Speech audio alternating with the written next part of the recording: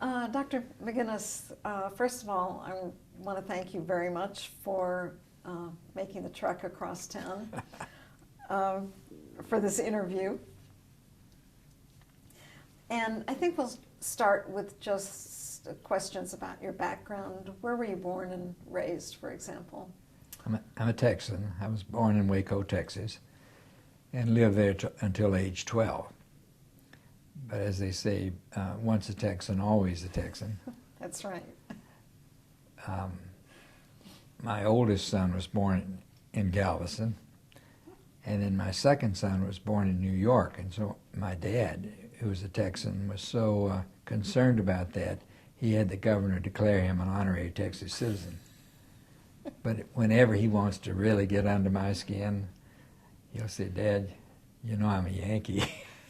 I was born in New York. So we have a good time with that. Oh, that's good. So you have 2 children then? No, 4. Oh, 4.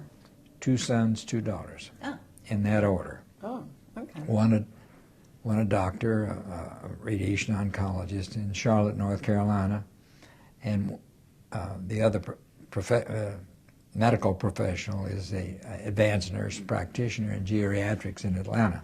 Oh. And then a son who's, as he lives in San Francisco, and as he says, I am a business travel guru. And he is. You'll see him on television, Chris McGinnis. He's in the newspaper, he writes books, anything to do with business travel, they often reach out to Chris. And then my youngest daughter has also my 2 youngest grandchildren, and she lives in Atlanta, a housewife. Oh, good. Great family. It sounds like it. And a Canadian wife. And a Canadian wife. Well, that's good. So now I can see why you went to Montreal. But what attracted you to the medical profession in the first place? Some medical experiences as a child. I had impetigo in the pre-antibiotic era, so I was hospitalized at Scott and White Hospital in Temple, Texas. In that regard, my grandfather was a engineer on the Santa Fe Railway and had the run from Galveston to Chicago.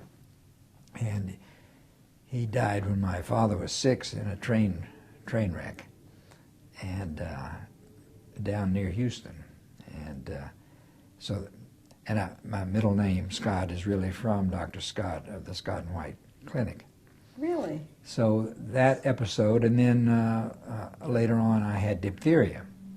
And at that time you were quarantined, the house was quarantined. But we had a wonderful doctor, Caulfield, and he would make house calls, and he so impressed me. I guess I was probably 4 at the time, but I was very impressed by him. So I always had that favorable impression of the physicians. And then as I began school, and people would ask you, what are your interests? And it was science. I like science. So I would then, when asked, what are you going to do as you advance, 8, 9, 10, you're asked, what are your plans? And I would say, well, I'll be a scientist, perhaps a chemist. And then I remember vividly at the corner, I forget the cross street, in Austin Avenue in Waco, the Coca-Cola bottling plant is here and the public library is over here. We're stopped at the red light. My dad's driving. He says to me, what do you think you might want to do as you go forward in life? And I said, well, I'm interested in science. He said, your mother would like for you to be a physician. So I didn't say anything more. I just took that and never thought again. Made it easy. So at 12, I decided I would be a physician, and so went through high school. I actually skipped 3 grades going through school, the 1st grade, the 5th grade, and then when we moved to Georgia, the 9th grade. So I was out of high school at 15. Oh my gosh. Freshman in college. My grandchildren shake their head about that. Yeah. And it was 1946. So here I was, a 15-year-old, and all of these war veterans are coming back. And I was amazed how we bonded, and we were good friends. They had a car. I didn't have that. They had money. I didn't have that. But we had good times together, so I grew up in that milieu. That's interesting. And then where did you go to medical school? The Medical College of Georgia, in Augusta, Georgia. And then you did your internship in Montreal. Yes, at the Royal Victoria Hospital in Montreal. And is that where you met your wife then? Yes. We met there.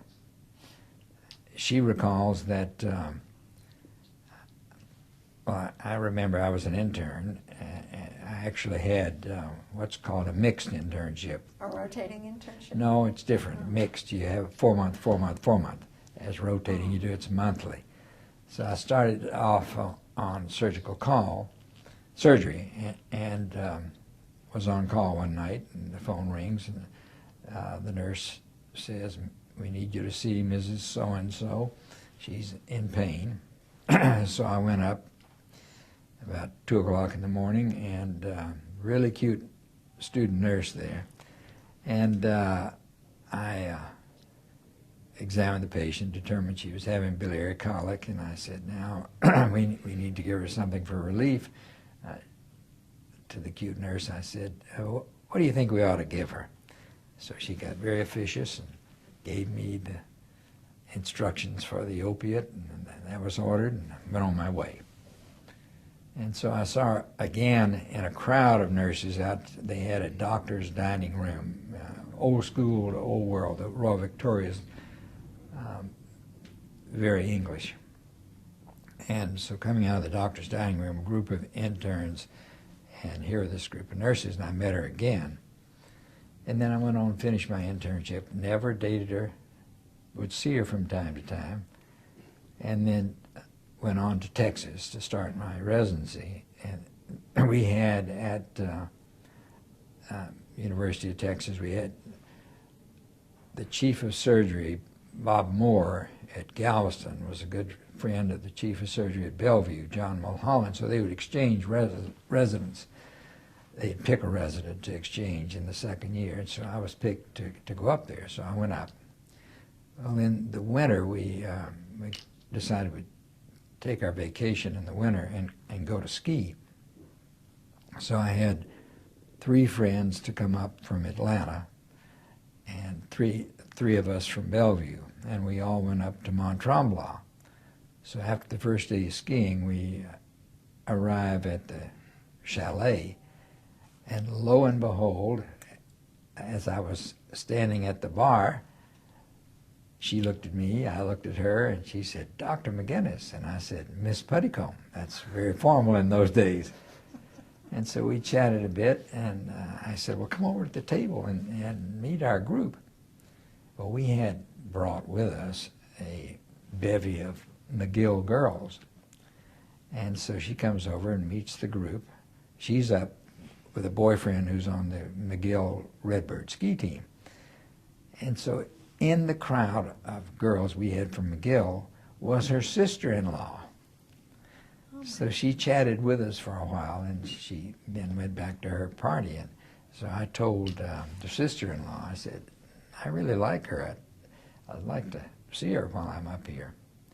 So I called to have her come up and ski the next weekend, and she was on call. She was a working nurse then at the Royal Victoria, and she said, "No, I couldn't." I said, "All right, when I come back through on the way to New York, I'll stop and see you." Well, I did. We went out to dinner, went to Chinatown. I had an old Studebaker car, and the horn stuck. I don't know, you probably don't remember, horns used to stick, blare. And so we went through all that. And then I had a friend who was in the Air Force at Plattsburgh, New York, just south of Montreal. So I invited her to come down and spend the night with our friends. And then I put her on the bus back to Montreal, and I drove on to New York. Well, the courtship intensified over about 10 or 12 dates, and then we were married in June. That was in March, and then we were married in June. That was 54 years ago, so it pretty good match. Well, Well, that's good. So something did come of that internship in Montreal then. Well, plus I truly enjoyed the international experience of interning. It's a very international hospital. Never forget driving up there. Well, first of all, Americans have this concept of Canada as towering snow-capped peaks, the Rockies. We thought all Canada was like that. So I'm driving along this flat plateau and drive through Montreal, and then you start going up the hill, Mount Royal, to the Royal Victoria Hospital. So I pull up, driving up toward the hospital, sort of on hospital property, and here's a guy in white. So I hail him over to ask directions to the interns' quarters, and in the thickest Scottish accent, he gave me directions. Then I go up, and the chief resident medicine was in charge of the quarters, and so he meets me. He takes me up to his room to sort of give me the ropes, and sits down, and I said, "Would you like a beer?" And I said, "Sure." So he reaches under his bed and pulls out the case. You know, they don't believe in icing down the beer. So I said, "This is a different culture." And it was that way all the way. I made close friends, had a wonderful experience, and was the practice of medicine different superb. in any way? No, it was excellent. But it was just very high quality, of course. Very high quality. Yeah. I remember it so distinctly. They had these large wards, and we would make rounds, and we would often have visiting professors from England or Europe. So a very prominent professor was from England. We were making rounds, and we were discussing this case of kwashiorkor. And so I present the case, and he says, "Now, Dr. McGinnis, I'd like for you to discuss kwashiorkor. What is your concept of this?" So I gave him that in what I had pretty strong Southern accent at the time. And when I finished, he said, "That may be the way it is in New Orleans, but in London we think this." I thought that was a great way for him to correct me. But I had one good experience after another like that, and learned to ski. Oh, good, good. And by the way, yes, and that's when I'll just jump right into this. Okay. When I graduated from medical school, I was going to be a pediatrician. And it just, to me, it points out how important mentoring is, because we had a new chief of pediatrics at that time. And he was the finest, one of the finest, if not the finest instructor, teacher that I've ever encountered. So I just loved the diagnosis of pediatrics, because it's so interesting the way you put the pieces of the puzzle together. A little like veterinary medicine, because you can't converse a lot, you know. And but it was great fun. But then I went up my first compartment on the mixed internship was surgery. And my first day, you know, up at 5, rounding in the OR all day long, and we had some vascular cases, and so the vascular well, then we finished the surgery, made rounds, and on rounds that day, one of the vascular cases, or 2 of them, the surgeon said, "Now we'll need to get clotting times every 2 hours during the night." I said, "Good, I'll write that down." And so he went on and left. The nurse then said, "You know who does the clotting times?" And I said, "No." She said, "You do." So every 2 hours I'm there. We did this sort of a thing of blood in a tube. That's the way it was done in those archaic days. And then the next morning, same thing repeated. Up early, full day, I began to think, "Whew, this is quite a life." And we were on call every other night. But again, I encountered a surgeon there, Josephus Luke, and he was the vascular surgeon that tasked me that way. He was such a superb surgeon and such a great person and a terrific teacher that I thought, I think I like this. And I began to realize I like the directness of surgery, and that you see a problem, you make a diagnosis, you deal with it, you see essentially immediate change, and then you follow the patient through that, and you've made a difference in their life. So I like that. And then so I decided then I would go into surgery. But then as I got to pediatrics, I still liked pediatrics, but what I decided I liked was hospital pediatrics. You know, I would never have been a good pediatrician in practice because I'm not that patient, I guess, and I like the more direct approach. So that's when I made the decision. That's interesting. Thank you. So you decided then to return to Texas for your residency. Yeah. And how was your experience there? Well, I'll tell you a little bit about the decision. Okay. It wasn't all mine. I had decided I would go into surgery, and they had a very good training program in surgery there in Montreal called the McGill surgical program, rather than the Royal Victoria. And it was a 5-year program where a post-internship, where you spent time at the Montreal General, the Montreal Children's, the Royal Victoria, plus a year in England. So I thought, this is really good.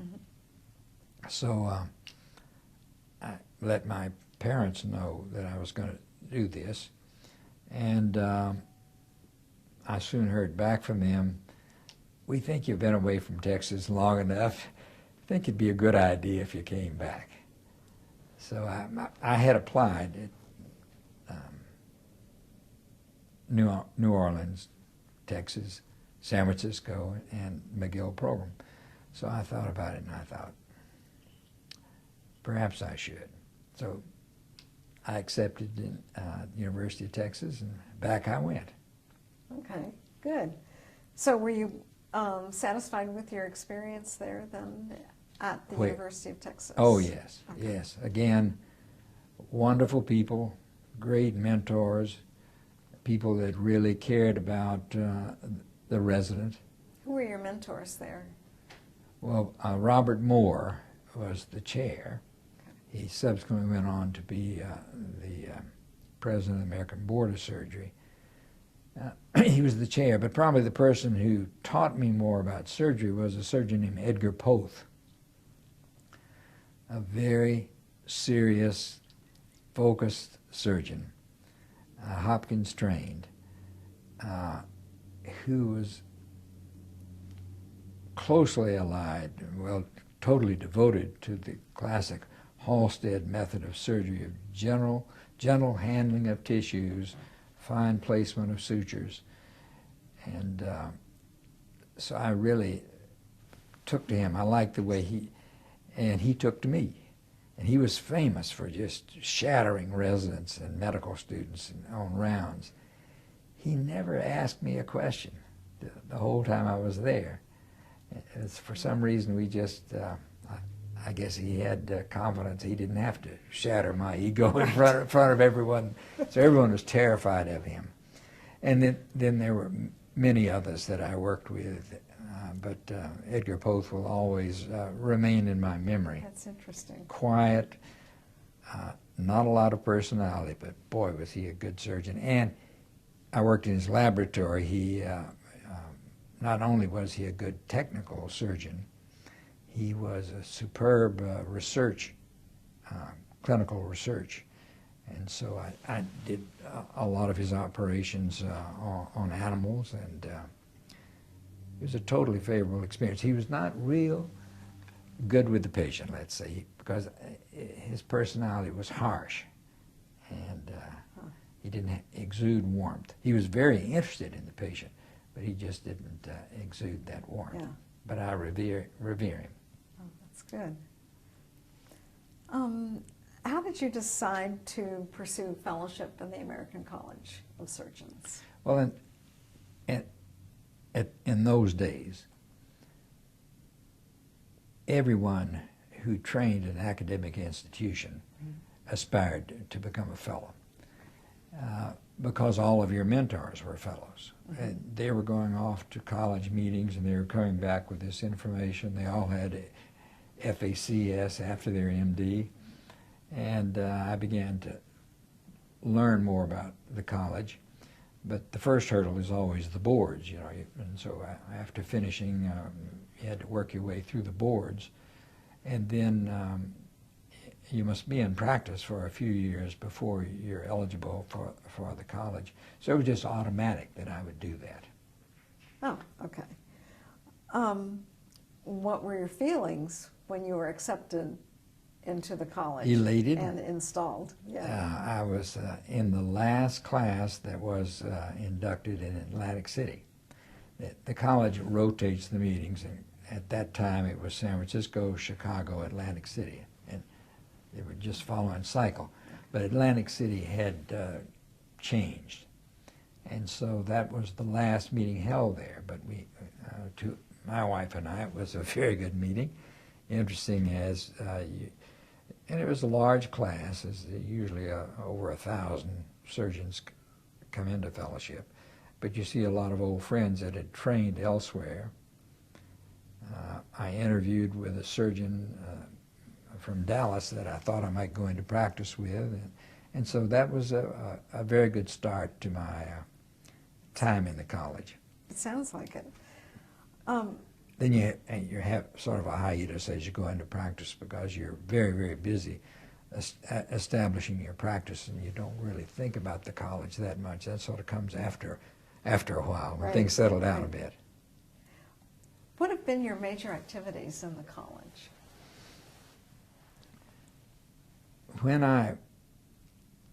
as I said, when things settled down a bit, I joined the Georgia chapter. Each state has a chapter of the college. So I joined the Georgia chapter, and I went to the first meeting. At that time, there was a large multi-specialty meeting that was held every year in Atlanta called the Atlanta Graduate Medical Assembly. And as a part of that, the Georgia chapter met. So I went to this not too large room, and it was lunch, an out-of-state speaker, a little bit of business, and it was over. And I thought, this is not much. I'm not too impressed.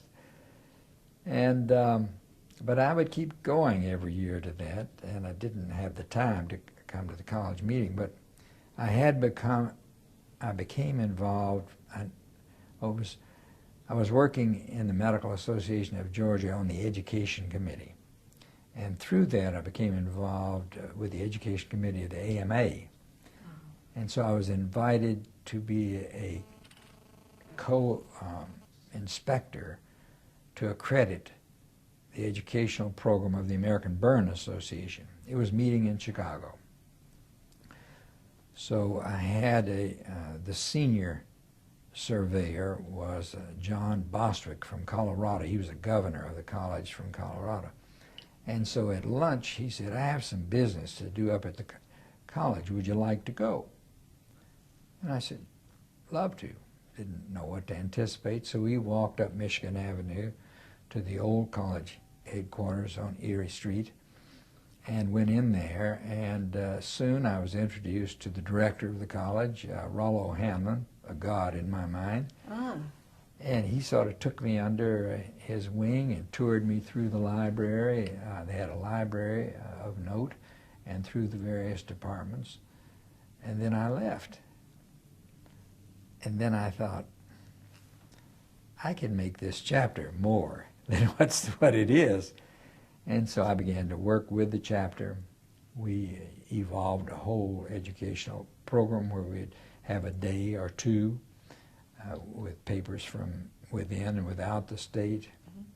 And over time, we evolved some really, I became involved as a governor with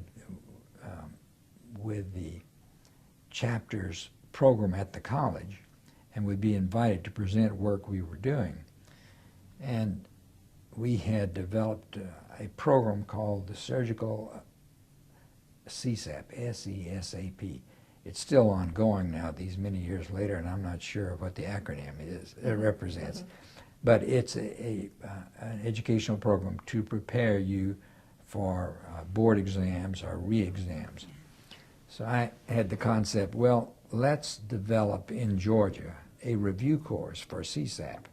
CSAP is a self-study course, but I thought if we could set up a course where you would bring surgeons together mm-hmm. for a day and have experts present the various facets, that would improve their ability to succeed.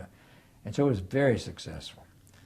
And so we, and another activity that we pursued was a cancer management course, which the college had developed.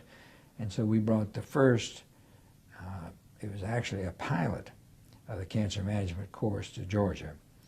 And so then those activities gained me access to the whole chapter meetings of the college, and they would ask me to present what we were doing. Mm-hmm. And one thing tends to lead to another, you know, and if you're successful in one area, then you get asked to do something else. And I'm not good at saying no. I like to take on challenges, and so I would say yes. And we just kept in these, and then I began to be on the national level of working with the college. And I chaired this committee, the chapter practices activity, and it evolved over time to many, many different activities in the college. And one that I remember so distinctly is I was asked during the time when HIV/AIDS was first identified. An issue came, well, I was asked to chair the committee. We had a special committee on HIV/AIDS and the surgeon. And the CDC was threatening to bar surgeons that were HIV positive from the operating room. Really? So our college took that on as improper. There was absolutely no evidence that AIDS had been transmitted from a surgeon to a patient. There is no evidence today that AIDS has been transmitted. So I remember they had a big conference at the CDC in Atlanta, and I went there on behalf of the college. And it was so interesting to see all of these public health uniformed physicians, many of whom subsequently became good friends, take one side, and me and the gay community and the hippies on the other side. And we won that battle. And so I love things like that that are sort of, that's interesting. you do there's one side of your life which is your patients and your surgery, and that's the dominant side, right, along with your family. And then there are all these other things that give color, more color. You were through the college, you were a member of the Commission on Cancer, and you chaired the Cancer Liaison Committee for several years. And you've also worked for the American Cancer Society. How did you become interested and involved in the disease you and will the study see of it? And that so much of this is interrelated. And now, as a student of history, as they say, the nearer you get to becoming history, the more your interest in history is heightened. Mine is very heightened. And I made a study of the relationships of these organizations, and so I'll discuss that. But the way I became involved first is the Cancer Society wanted to form at Emory a training program for interostomal therapy nurses. The only other one in the country was at the Cleveland Clinic, and so we wanted to put one at Emory. So I was put on the committee, and we developed this program, and I really liked the work, and it's still extant today. But again, it's one of those things, you know, particularly with the Cancer Society, if they hook you and they see you do a good job, they'll ask you to do something else. So they just went on and on. I chaired the Professional Activities Committee and the Professional Education Committee and got involved with the board, and that went on to attending the national organization, and then I chaired many committees nationally in the Cancer Society, and evolved on to ultimately become president of the American Cancer Society in 1995. And I have continued to work. I still work today with the Cancer Society. So I have that relationship with the College of Surgeons, the American Cancer Society, and the other is the Joint Commission, which is the accrediting body. But when you look back historically, in 1913, when the College of Surgeons was founded, they appointed a committee on standardization of hospitals. That was the primary goal, was to educate surgeons and to standardize hospitals. And the person who was appointed to chair that committee was a surgeon from Boston named Ernest Codman. Well, that committee went on to,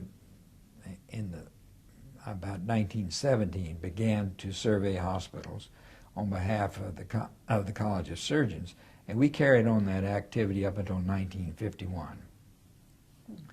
And then it just became, we were spending $1 million a year to do this, so we decided, the college, it wasn't me at the time, but I use we inclusively, but they decided that they would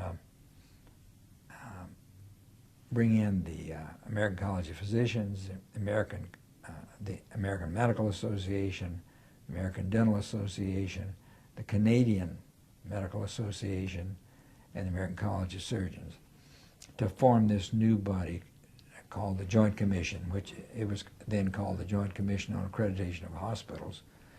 And that has gone on to become the Joint Commission today that accredits about 5,000 hospitals in the States, 500, over 500 internationally, and 20,000 organizations altogether.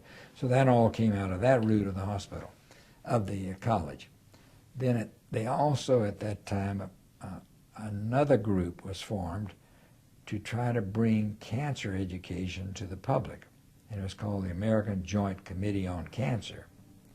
Well, that evolved over time to become the American Cancer Society. So here are these, and then a subset of the Cancer Act, another subset was the issue of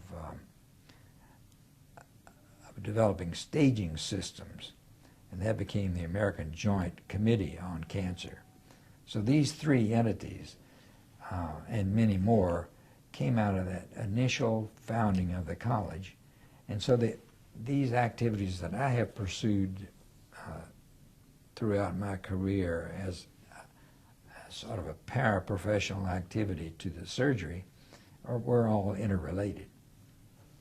And I've tried to make that point in presentations. I have a diagram called the Tree of Life where I show that it is a tree that shows all these interconnections and what has resulted, and the effects have been substantial over time. Yeah, thank you. You gave a paper last year on the history of cancer, and you mentioned the prevalence of smoking among surgeons, and I can remember having a doctor who smoked. This was in the late 60s, I think.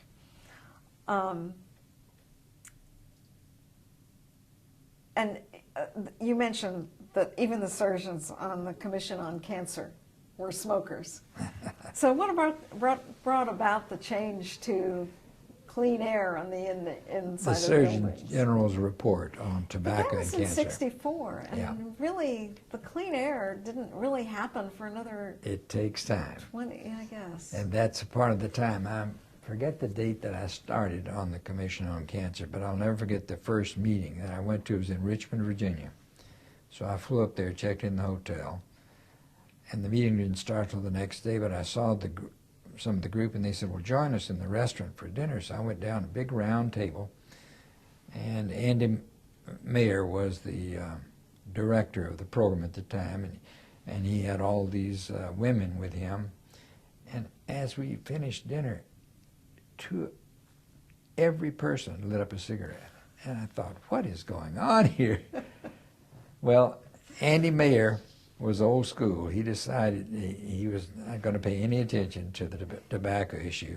He made the statement he would never have computers. This was when computers were just coming into, never have a computer in the Commission on Cancer. But things evolve over time.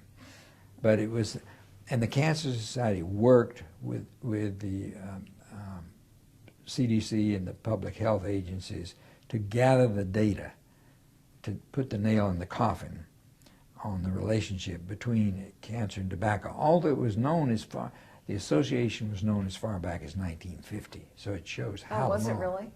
But a big part of this, the tobacco companies have enormous wealth, and they are very canny in the way they are able to block progress in this regard. They still keep this ball in the air today, although the time you're referring to back then, about 47% of Americans smoked. Today it's down to about 17%. California, it's down to about 12%. Because they put a lot of money into advertising. But, you know, why we still spend money supporting the growth of tobacco, why it's not made an illegal substance, but it shows the power of money in politics. Yes. And in advertising. Yes. So.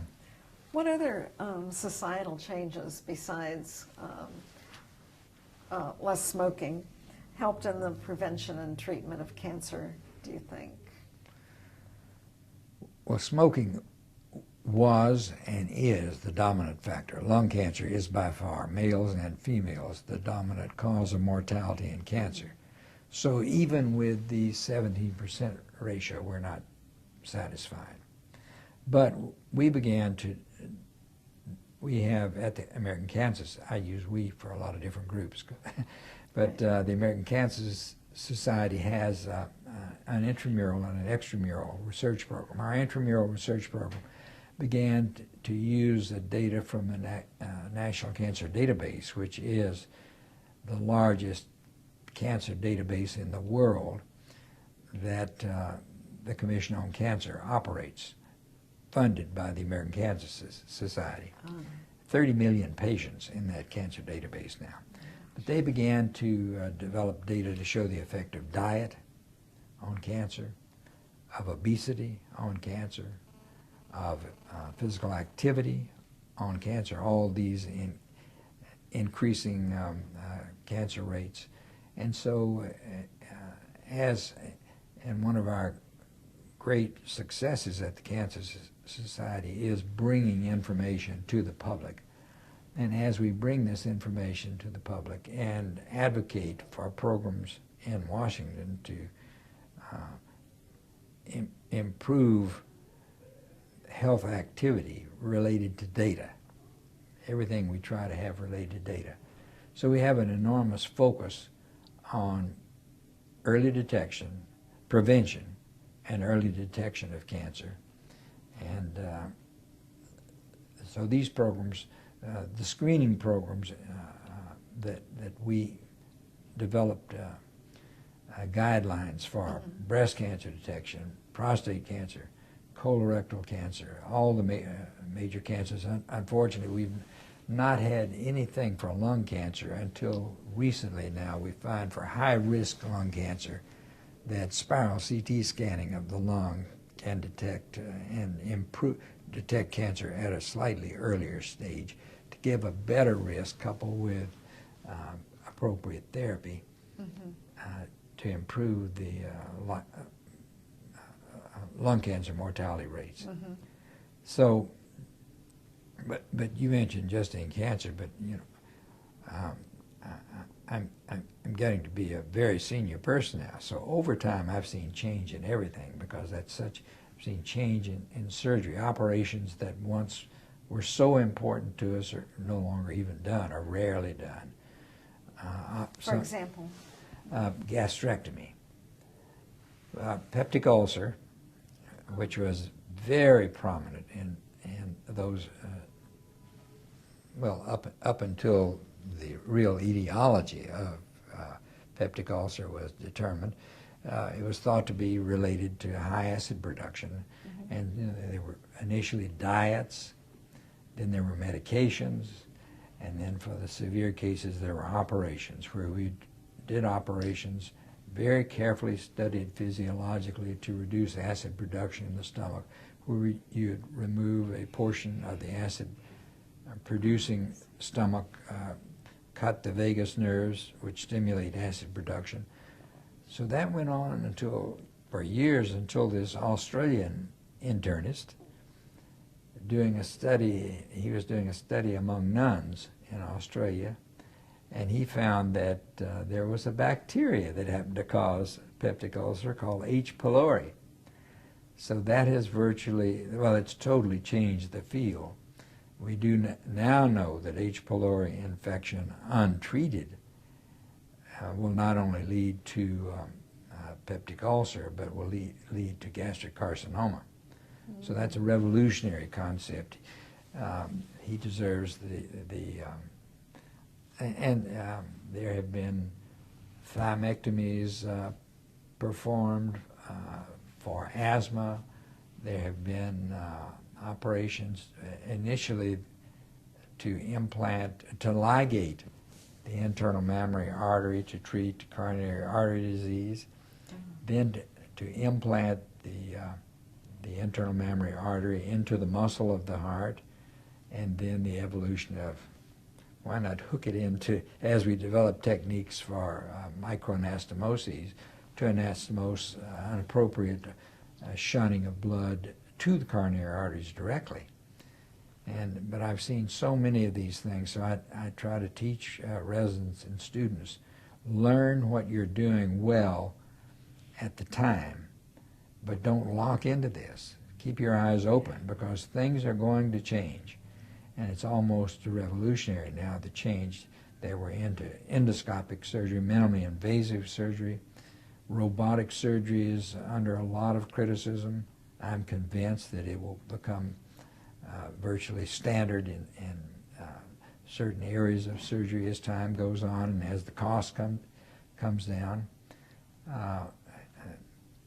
Genomics, molecular biology and genomics will change our total approach to disease. So it's very important, and I've seen this over time, and particularly among surgeons.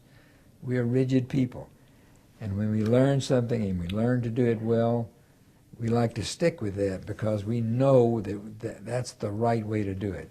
But it may not be it may be at that time, but it may change later. So keep an open mind, keep learning, and adapt. Going back to the college, what have been the most meaningful activities that you've undertaken at the college? Well, starting with the chapter activities. Right, but after the chapter activities. Okay, then it has been so varied, and so I have served on so many different committees and activities at the hospital, at the college. Was it Commission on Cancer? That's part of the college. Yes. And was that the most relevant to you? Well, it is a separate activity where I spent a lot of time. I spent 10 years on the Commission on Cancer. Yeah. And during that time, we brought in the National Cancer Database, just started during that time. And that is, we started an oncology lectureship. Cancer had a less important position back in those days than it does today. It occupies a very important position. And I participated in the educational programs at the college, in various leadership positions.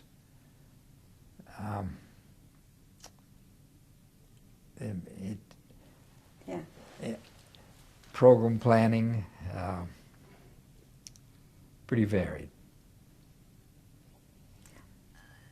Do you have any, I mean, the American College of Surgeons does so much good work in promoting the surgery profession and also advocating for good patient care. Do you have any concerns about the college? Well, like any organization of human beings, there are going to be times along the way where interesting things happen.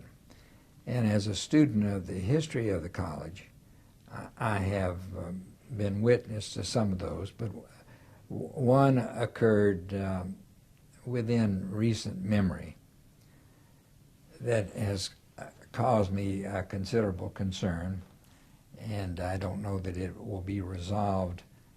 In fact, it probably won't be resolved. It'll become part of history, and as one of your previous interviewees, Ted Copeland, who you interviewed earlier today, has stated to me, he believes it's the blackest mark that on the college. And I don't want to overemphasize, but I would like to speak to this issue, and that is, a few years ago, there was a president-elect. He is one of the most highly respected surgeons in America. He is of my lineage, a little younger than me. He's made enormous contributions through research. He's been a leader in so many activities, and so he was a president-elect. He was to follow me as president-elect. He was editor of an entity that we have called General Surgery News. And he would write each month an editorial, always very science-based, evidence-based, properly referenced. And it was February.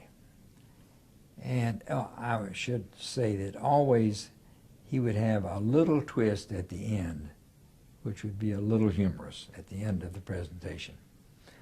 So at the end of the presentation of this particular issue, which he had science-based, commented about the importance of semen to the health of the vagina. And this was not smut. It was information. But he unfortunately made at the end the comment, maybe we have more to offer than Valentine candy. Well, I read that. I thought it was humorous. I showed it to my wife. She thought it was humorous because her father, who was a very prominent OB/GYN physician in Canada, had told her as a girl growing up that he felt without science-based that this was important. He had observed this. Well, nothing happened for a couple of months, and then there was a rainstorm of criticism from female surgeons. And it was almost as if it was an organized attack. And so in a process that was no process at all, he was asked to resign this position well, he was asked to resign as the editor of the General Surgery News, and he was also asked to resign his position as a president-elect of the college, which he subsequently did. But there was no process. He was never brought in to present his side of the story. There was no sort of hearing. There was no discussion. And as a result, it caused a great amount of discomfiture and division in the college. Still goes on sometime today. We're healing from that. We were pretty much derided in the international press, medical press, as what is the deal? You know, why is this happening? And so it was just one of those things that what I deplore is the lack of process. Mm-hmm. If it had ended up the same way, I would have been comfortable. But he didn't have a chance to defend himself. No. He did subsequently, after it had gone on for weeks and weeks and weeks. The past presidents banded together and in support of him and said he deserves a hearing. But it had gone on by that time for so long that when he came in for the hearing, he just offered his resignation and left. So I'm saddened by that. I'm saddened for my friend. I'm saddened for the lack of process. I hope we've learned from that. I hope something like that never happens again. Looking back historically to other events where we've had serious discussions, mm-hmm. I go back to the early formation of the college. There was a serious discussion about whether or not to admit African Americans to fellowship. And I reviewed this discussion, and it's interesting to see. I won't go into it. But the way that worked out is we made the proper decision. We agreed at our formation to admit African Americans to fellowship, and have ever since. And you, oh, really? You interviewed LaSalle Lafayette today, who was the first black president. Right, but there were. I was chairman of the nominating committee when he yeah. succeeded, so I'm very proud of that. But at least there was some process at the time. The AMA, on the other hand, 60 years previously made the decision not to do that, mm-hmm. and that resulted in the formation of the National Medical Association. Black physicians formed their own organization, and in fact, the surgical, I forget what they call it, the surgical section of the National Medical Association predates the College of Surgeons by probably 25 years. Oh, really? Yeah. Oh, that's interesting. I never realized that till I was asked to give a named address to their group, and that's when I learned that. So yeah. It was formed in Atlanta about 1877, I think, post-Civil War. Yeah, I love history. In fact, well, I was going to ask you about that. I know that you've been extremely active in the study of history of medicine. What draws you to that? Well, I always liked history. In fact, I told you earlier that I interviewed this physician a couple of weeks ago, and we both shared the same professor of history, Dr. Horace Montgomery, and I could have easily studied history, but it was not science. So right. But and so I've always had that interest, and like to read it. But this is our centennial year, and so I've contributed a number of things this year, particularly related to the origins of these three organizations. Mm-hmm. And I mentioned Ernest Codman. He's a particularly interesting surgeon. He's a Boston Brahmin, Harvard educated, Mass General trained, on the staff of Mass General. But he's had a unique thought process.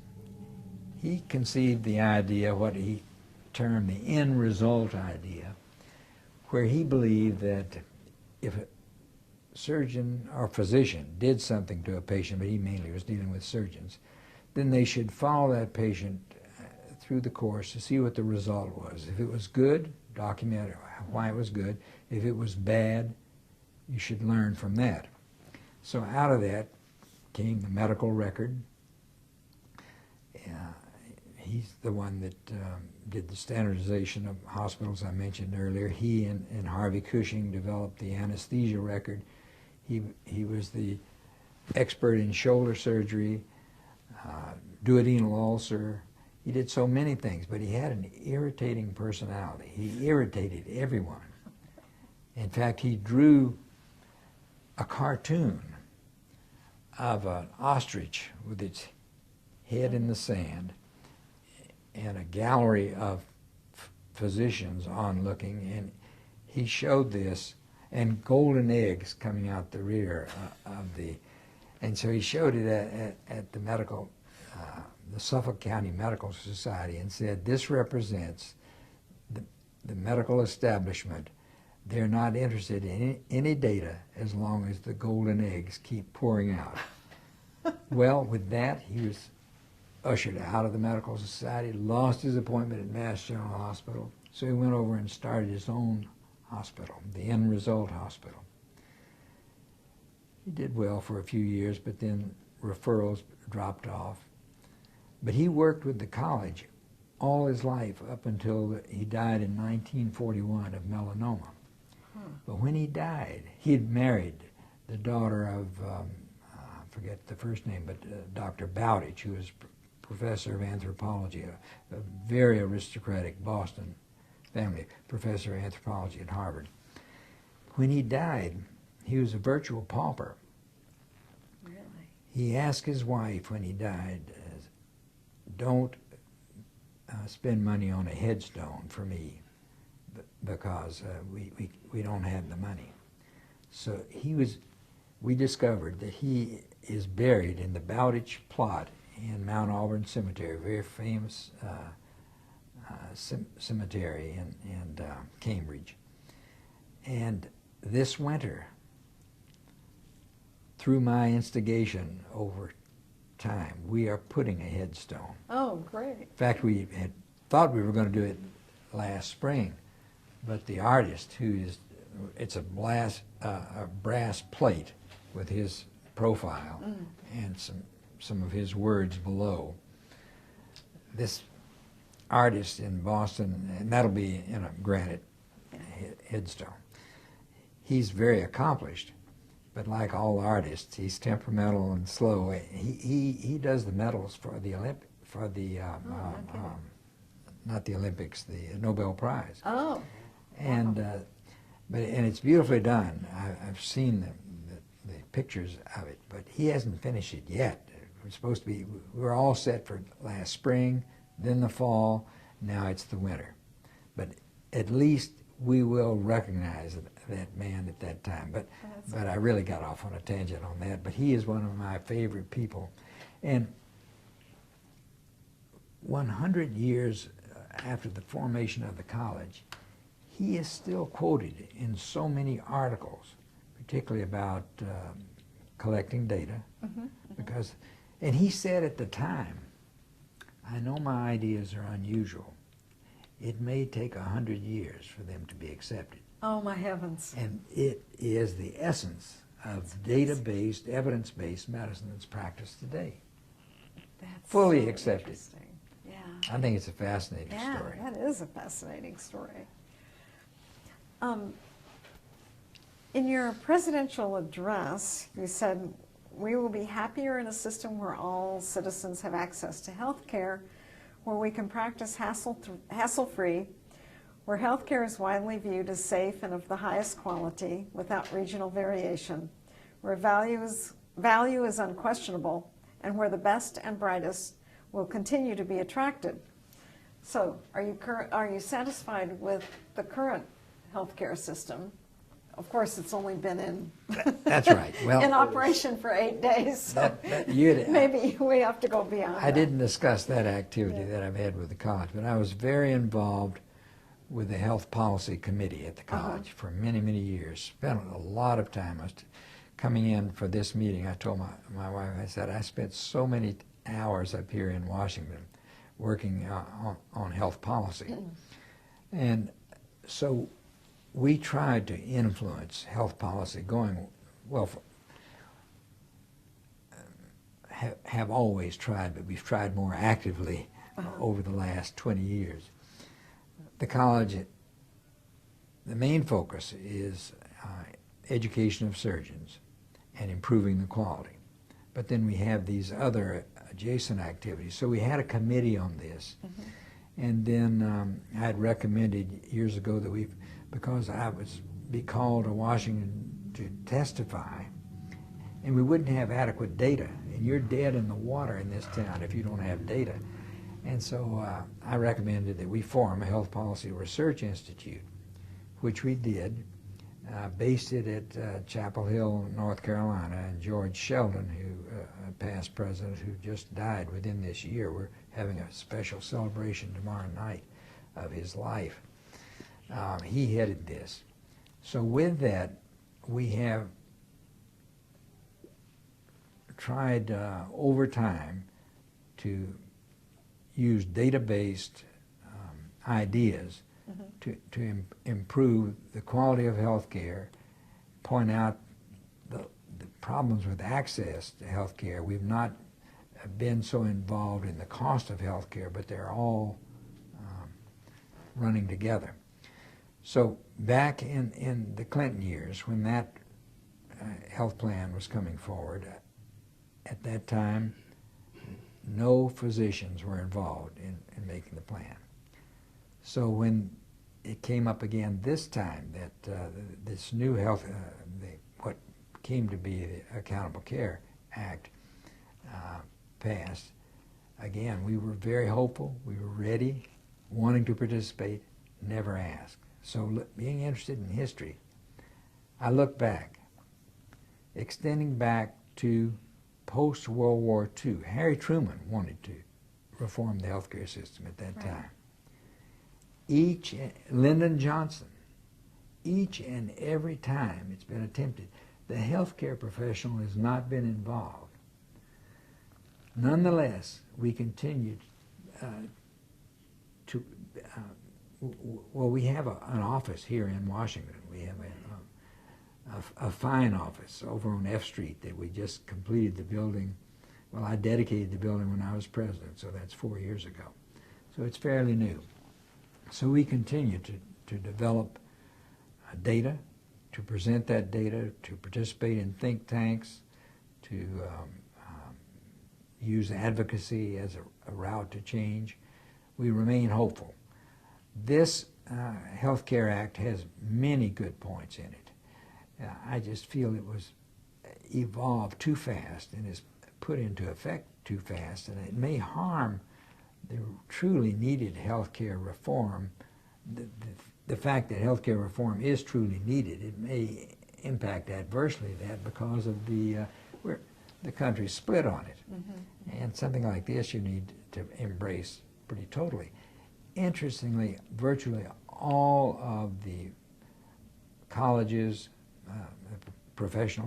health professional colleges and organizations embrace the concept of healthcare reform. There are varying opinions about this act, but it is the law of the land, and so we will try to work with it and do the best we can moving forward. But my hopes there were that, again, that all patients have access to health care through some means, the best means that possible, and that it be high quality health care. But we have to do this in the face of limited resources, and so we have to make some tough decisions along the way. And that'll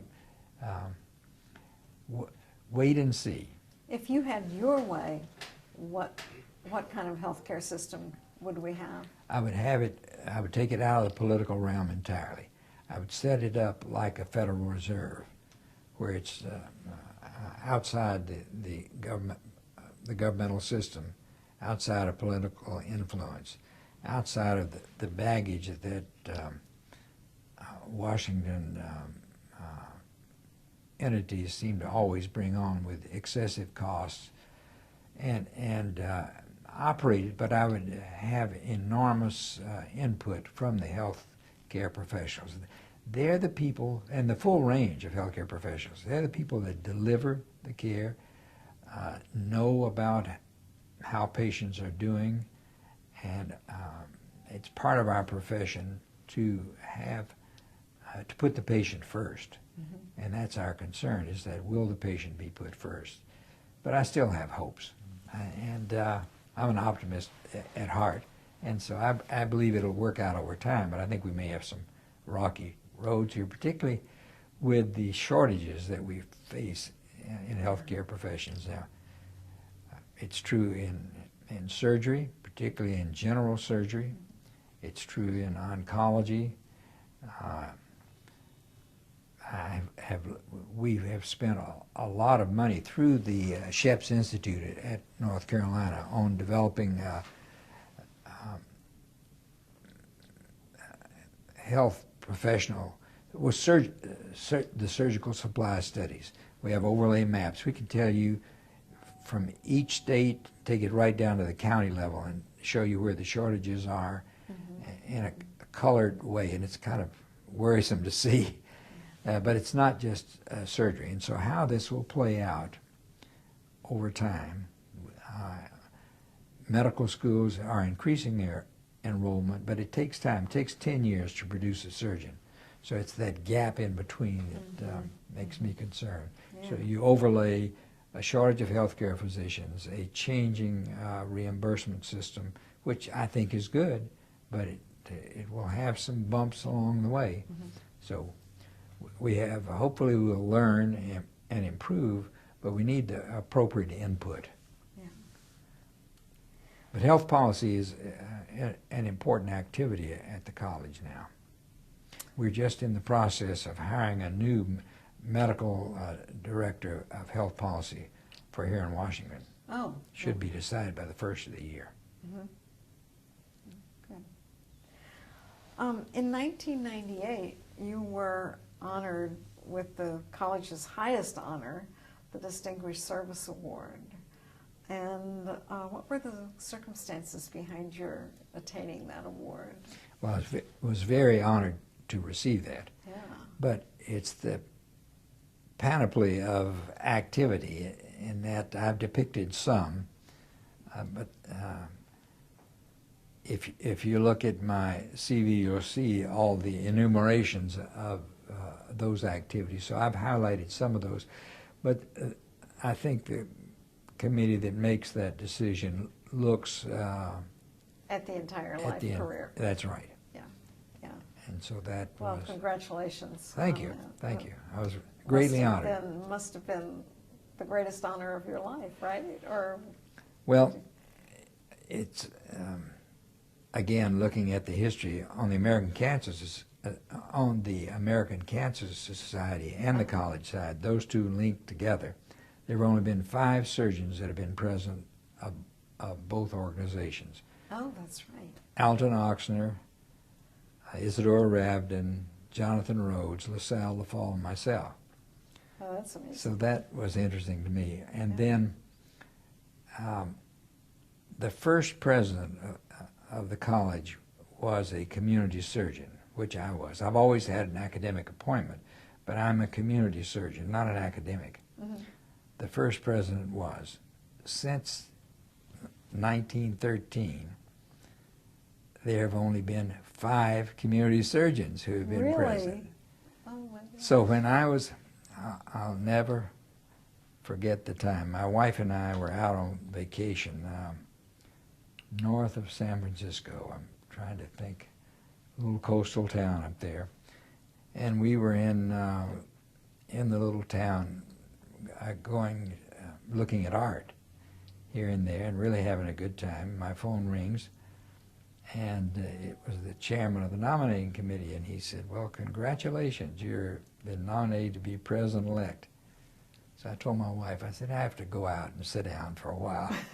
So I went out, and there's a nice bench. You could sit down and look at the ocean, and I thought, all those years, all those memories of time that I've really enjoyed.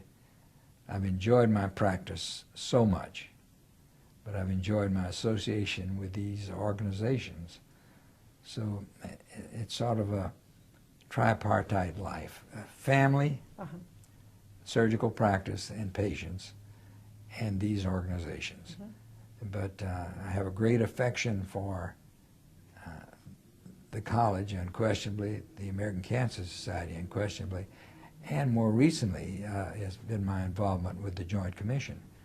I've been on the board there now for 9 years. I mean, I'm starting my last year, the 10th year of that, and that has been a wonderful experience as well, because through all of these activities, unquestionably, each is focused on improving the lot of the patient, improving their care, improving their outcomes, improving their quality of life. And so it's a good feeling. Yeah. But probably nothing in a surgeon's life makes him feel better than the gratitude of a patient. And I'm retired now, and as I retired, the letters that you would get and help you recall the patients from way back, and the memories you have of patients desperately ill, and what you could do to, and the other side is the patients that you lose, and but it's some physicians now are criticizing the medical profession and saying, you know, I would not have my son do this or my daughter do this. And I always encourage my physicians, my children, to go into health, but I never push. I would like to end with that: is what a satisfying life it has been to be a surgeon. And I would recommend it to anyone, but I would want them to come into it with their eyes wide open, because it's hard work. It takes a long time. You miss a lot of family events. You need a good spouse who understands, and a nurse is a good one to understand what it's like to be a physician. I find now most physicians are marrying other physicians, rather, because there's so many women. As you know, 55% now of medical school classes are women. But despite the being on call and holiday weekends, that if you have an understanding family and particularly an understanding spouse, there can be no more satisfying career. Yeah. So I'm so happy that I chose that my dad mentioned that my mother thought it would be a good idea, and I think she was, as I always thought, a very wise woman. And you honored your parents, obviously. I did. Dr. McGinnis, one last question. I know this morning you attended the first meeting of the history group for the college. What are you planning for that, and how did this come about? Well, you've heard my interest in history. I commented about that throughout the interview. But this is the centennial year. I have worked with our archivist, Susan Rishworth, over time. She's been very helpful to me in supplying information. So I decided that the college needed to give more emphasis to our history. We think at 100 years, a centennial, that this is a significant period of time, and I agree. But then I reflect on the Royal College of Surgeons of Edinburgh, which is celebrating their 508th year, that we have time to go. But I decided, if you're going to preserve this history, you better start now. So with this idea, I went to the director of the college, Dave Hoyt, and I presented the concept of forming. I thought at first we'd form a history club. And he was a little cool to the idea at first. But then, being persistent and presenting information and beginning to develop a cadre of support, he's a very measured, thoughtful person. So he began to see this is something. So we formed this steering committee, which I chair, for the formation of an American College of a American College of Surgeons history group was the name we decided on rather than club, to give it more importance, because we want this to be a sustained activity. So the steering committee worked and formed a proposal, and so we solicited interest, and this morning, to a full house with people sitting in extra chairs, Great. we had a great discussion where we discussed our assets. We discussed including an enormous collection of books out at the University of Nebraska, which are really ours. The Orr collection, which demonstrated if we don't pay attention to something, it'll move away or deteriorate. And then we discussed our proposal. So we agreed to form the group, to give a proposal to the Board of Regents, which we will present to them next winter, to begin to develop funding resources and to really move this to become an integral, fully staffed, fully funded activity at the college, going forward, not just for a period of time, but forever. And as I have visited, say, the Royal College of Surgeons in London and other such entities, I see the importance of preservation. The discussion this morning was really, though, focused a lot on the necessity of digitalizing archives. But what I would like for the college to be is a repository and a source for scholars wanting to study this history. We will also sponsor lectures, scholarships. We had a University of Virginia medical student in attendance, third-year medical student, who's going to leave medical school, go to Yale, get his PhD in history, come back, finish his fourth year, and go into surgery. Really? When I first learned of him, because he'd used the archives, I invited him to be on the steering committee. Well, he's been a very active participant, so I was delighted with that. But the interest is great, but we had a marvelous confluence of things that came together right now. We had the opening lecture, which opens the Clinical Congress each year, our 100th Clinical Congress, was David McCullough, the historian. Oh. And he talked about the relationship of history and the evolution of medicine. So that, in the bulletin, which is our college communication vehicle, each month during this centennial year, they have published reprints from articles in old bulletins going way back to the formation of the college. So when I looked at the bulletin this month, I turned to that page, and it's an article I wrote in 2003, so I remarked it was entitled The Quality Imperative. And I was saying then, you know, we must begin to publicly report data. Right. But as I told the group, now I'm a part of history. I knew I was getting close, but and then the formation of this group. So all these things coming together. And then I had a remarkable telephone call last week from a surgeon in New York who is a historian, and he has been invited and is actively consulting. He is the consultant to a major network TV series that's going to come forward in September of 14. The subject is American surgical history. Really? And it's not a documentary. It will be a drama series. It's going to begin in 1905. So, you know, with these things all coming together, it's meant to happen, and now we have to make it happen. You know, I have an ultimate goal, and this is pretty far-fetched, that there should be a museum of American surgical history, which would include the digital concept, which is so essential to this 21st century, but would include the vast collection of books that we have, the artifacts that we have. My neighbor in Atlanta is a past president of the American Society of Anesthesiologists.